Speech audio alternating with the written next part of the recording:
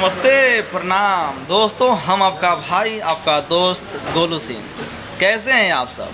आशा करते हैं आप सब अच्छे होंगे। और दोस्तों हम भी मस्त हैं। दोस्तों बहुत ही खुशी की बात है जो है कि अपना पावर स्टार पवन सिंह का आज एक गाना आया है बोलबम का, जो है कि उस सॉन्ग का नाम है चूड़ी हरी हरी।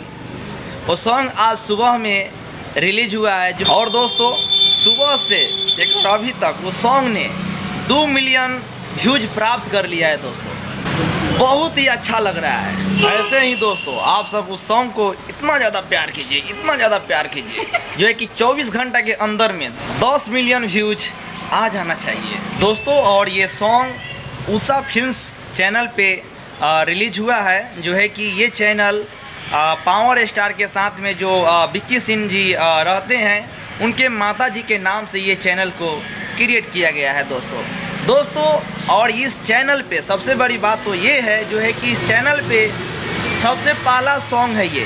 पहले से एक भी वीडियो नहीं था उस चैनल पे, और ये पहला सॉन्ग उस चैनल पे डाला गया है। और 3-4 घंटा के अंदर में 2 मिलियन व्यूज ये सॉन्ग प्राप्त कर लिया है दोस्तों। ऐसे ही दोस्तों आप सब ढेर सारा प्यार दुलार बरसाते रहिए इस गाने में। चलिए मिलते हैं अगले वीडियो में, तब तक के लिए हर हर महादेव।